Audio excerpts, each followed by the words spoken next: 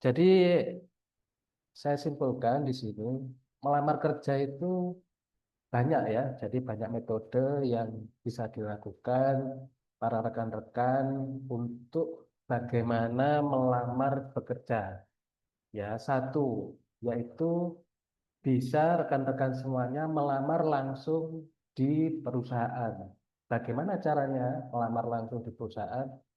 Biasanya kalau di daerah tempat saya di sini, di daerah Jawa Timur atau di Surabaya, mungkin di Jakarta, ada peserta di Jakarta, itu biasanya di depan kantor atau di depan pabrik itu buka lowongan kerja. Biasanya ditempel di depan pagar. Itu rekan-rekan nanti harus cek dulu kualifikasinya apa, posisinya apa. Itu rekan-rekan bisa melihat langsung di perusahaan itu. Jadi rekan-rekan misalnya ada pabrik di situ, coba ditanyakan ada buka atau enggak. Yang kedua, cara melamar kerja itu bisa melalui aplikasi pencarian kerja. Rekan-rekan bisa download di HP masing-masing, itu ada Jobstreet, kemudian ada Kita Lulus, kemudian ada Glints, kemudian ada Job Street Express, dan nanti bisa rekan-rekan semuanya cari di Play Store ya. Kemudian bisa jadi Anda semuanya melamar itu bisa melalui WA. Kadang-kadang perusahaan itu menginformasikan lowongan kerja itu tidak melalui website atau media sosial atau offline, akan tetapi dari referensi. Yang keempat, kemudian ada beberapa perusahaan juga yang cara melamar kerja itu bisa melalui email, ya. Kemudian yang kelima, rata-rata kalau perusahaan sudah besar itu untuk apply di perusahaan tersebut bisa melalui website perusahaan. Biasanya nanti ada menu karir atau lowongan kerja di perusahaan yang sedang membuka lowongan kerja. Lanjut, slide selanjutnya. Ya, jadi untuk persiapan melamar kerja, kalau di Google mungkin nomor satu itu tidak ada ya. Ini sangat logis sekali. Kalau melamar kerja, otomatis satu harus ada lowongan kerja dulu. Nanti rekan-rekan melamar kerja tapi tidak buka lowongan kerja ya sama aja ya. Jadi yang penting adalah satu ada lowongan kerja dulu. Yang kedua, rekan-rekan harus membuat surat lamaran. Kemudian yang ketiga, CV. CV itu adalah kurikulum vitae secara lengkap. Kemudian baru mengirimkan lamaran kerja. Melalui apa? Melalui slide yang pertama saya tadi, yaitu bisa melalui aplikasi di HP, kemudian di website, kemudian bisa langsung surat lamarannya dikirimkan ke perusahaan. Lanjut, next.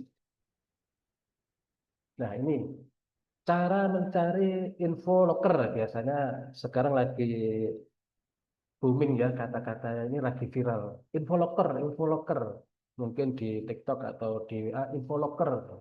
Setiap posting apapun, mungkin di TikTok, mungkin di Instagram dan seterusnya, info loker, info loker gitu ya. Jadi saya singkat aja, cara mencari info loker itu seperti apa?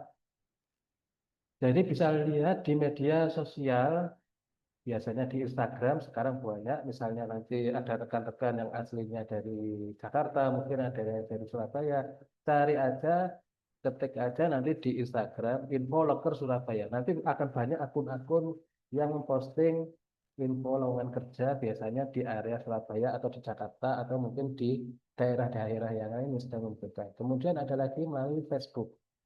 Kemudian rekan-rekan juga bisa melalui grup WA, tapi harus hati-hati ya. Grup WA awalnya misalnya infologger ternyata nanti data-datanya diminta misalnya KTP, KK, dan seterusnya. Tapi harus hati-hati kalau nanti misalnya rekan-rekan masuk di grup WA. Kemudian ada lagi di grup Telegram, itu ada. Misalnya info lekor Jakarta, info lekor Bekasi, info lekor Loker Surabaya, Info Loker Jatim. Di situ nanti rekan-rekan bisa gabung di situ akan mendapatkan update-update terkait dengan info lowongan kerja yang dibutuhkan. Kemudian selanjutnya rekan-rekan bisa mengikuti agenda job fair. Job fair ini bisa diikuti atau bisa dilihat kapan? Nah, rekan-rekan bisa follow mungkin di media sosial, misalnya di kampus, di daerahnya masing-masing. Kampus itu biasanya juga membuka job fair yang bekerja sama dengan beberapa perusahaan yang sedang membutuhkan informasi lowongan kerja. Kemudian ada lagi melalui job fair yang diadakan oleh Dinas Tenaga Kerja masing-masing. Cara mendapatkan info lowongan kerja atau job fair itu bagaimana? Ya kita harus follow, biasanya dikirimkan atau di-sharingkan melalui akun Disnaker masing-masing kota dan kabupaten. Kemudian bisa jadi kalau misalnya kita cari info lowongan kerja, bisa melalui Disnaker setempat. Kita datang di situ di Dinas Tenaga Kerja, bisa ditanyakan, Bu, saya lulusan misalnya dari SMA, jurusannya ini sedang membutuhkan lowongan kerja. Apakah bisa dibantu oleh Disnaker? Jadi nanti rekan-rekan pasti akan dibantu oleh Dinas Tenaga Kerja. Mungkin yang terakhir adalah karena saya termasuk dalam grup ya, memiliki komunitas peduli pencari kerja. Di situ nanti akan banyak loker-loker yang update yang sesuai dengan rekan-rekan yang dibutuhkan. Nanti ada di media sosial itu komunitas kami yang sedang dibentuk supaya mewadahi rekan-rekan kerja yang butuh informasi lowongan kerja yang update. Next slide.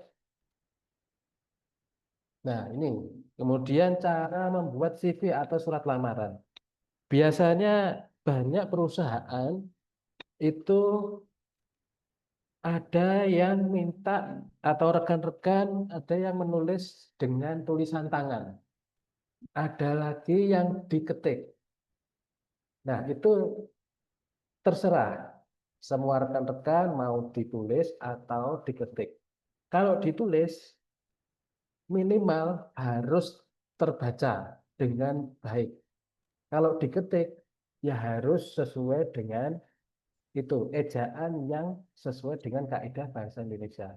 Kemudian yang kedua, bahasanya harus konsisten, yaitu misalnya kita hidup di negara Indonesia ya, kita harus komit dengan bahasa Indonesia. Jangan sampai pada waktu kita membuat surat lamaran, ada yang bahasa Inggris, ada yang bahasa Indonesia.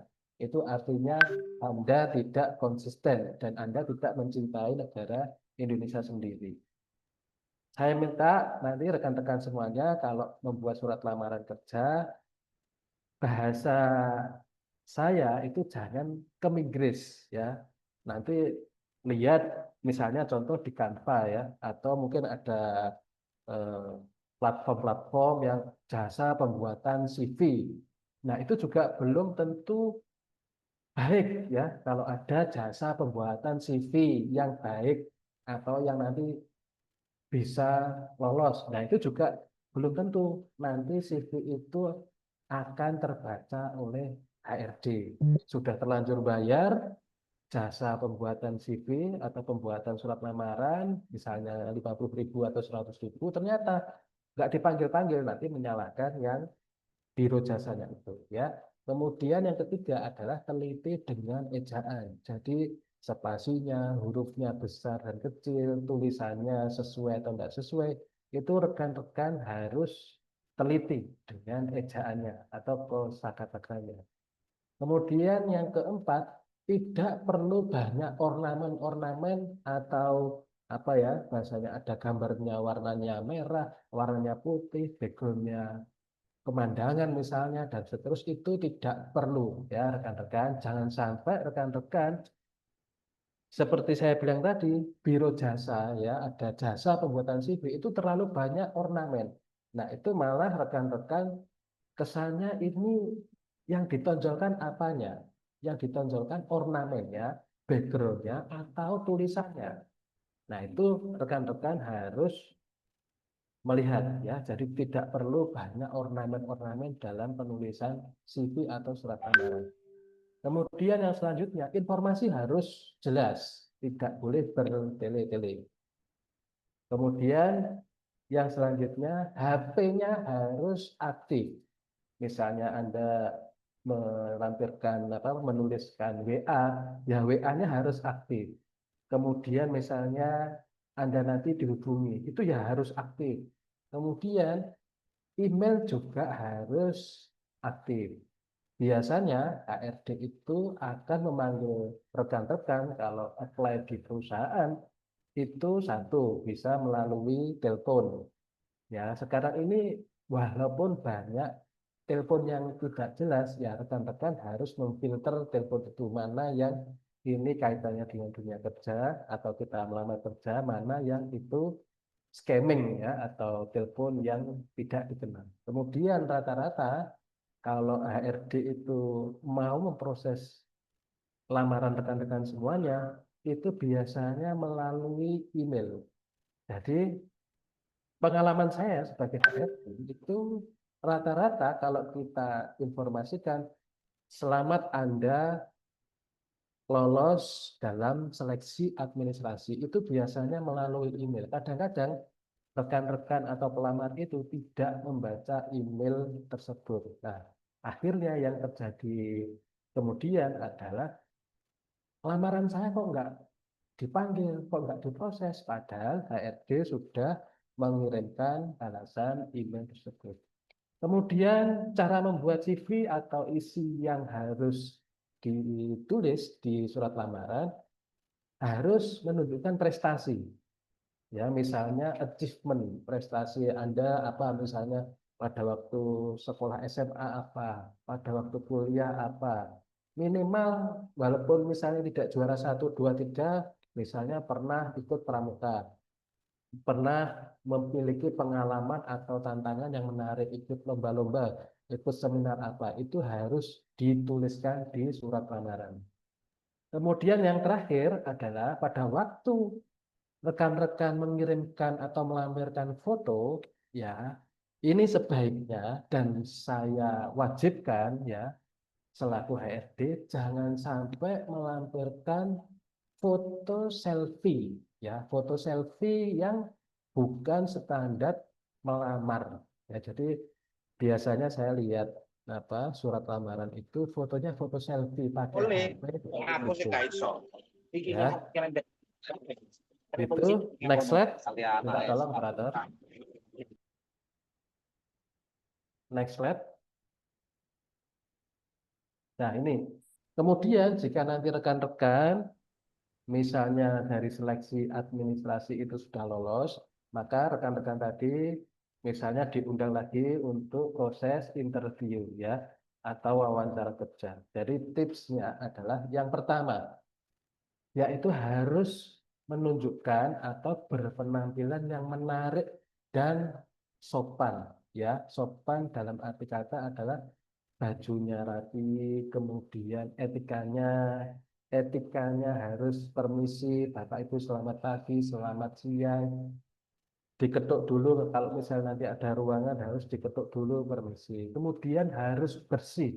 Jangan sampai biasanya ada kandidat yang dari perjalanan naik sepeda motor atau naik angkutan umum biasanya kotor, kena debu dan seterusnya. Kemudian tidak lupa adalah wangi ya. Biasanya dari perjalanan itu jauh ya dari lokasi tempat tinggalnya ke perusahaan. Karena perjalanan jauh, akhirnya nyampe perusahaan, mohon maaf, bau bau badannya itu kurang enak. Jadi rekan-rekan harus memastikan itu. Kemudian yang selanjutnya yang keempat adalah pakaiannya harus rapi dan bersepatu. Jangan sampai menghadiri wawancara kerja pakaiannya tidak rapi atau belum disetrika. Kalau sudah nanti dimasukkan di ruangan, Anda harus menunjukkan bahasa komunikasi yang jelas dan bisa didengar. Biasanya ada yang ngomongnya gremeng dan kosakatanya tidak jelas. Akhirnya ditanyain apa jawabannya. Yang selanjutnya yaitu sikap duduk yang baik. Ya, jadi rekan-rekan tidak boleh pada waktu interview itu menunjukkan gestur tubuh yang misalnya agak membungkuk, kemudian tangannya gerak sendiri, dan seterusnya. Itu jadi rekan-rekan pada waktu diinterview oleh HRD atau pimpinan perusahaan harus menunjukkan sikap duduk yang baik. Kemudian yang terakhir, tunjukkan antusias. Jadi rata-rata rekan-rekan pelamar kerja kalau bersama saya ada yang datang itu males-malesan, kemudian tidak semangat, kemudian tidak senyum. Jadi itu salah satu juga penilaian rekan-rekan semuanya pada waktu di interview. Itu. Next slide.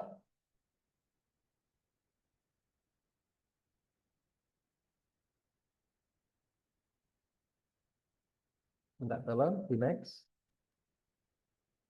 Operator. Ya, ini ya. Jadi materi saya cukup sekian dan terima kasih. Teori bagi saya cukup sedikit saja. Silahkan nanti rekan-rekan di peserta webinar Zoom ini nanti lebih banyak bertanya kepada saya. Sekitar berapa ini pesertanya? Ada 65 partisipan. Silahkan moderator diatur sedemikian rupa supaya 65 partisipan ini bisa bertanya dengan sesuai dengan apa yang diinginkan dan nanti akan saya jawab semuanya. Gitu ya. Terima kasih. Saya kembalikan lagi ke moderator dalam hari ini Pak Ibnu.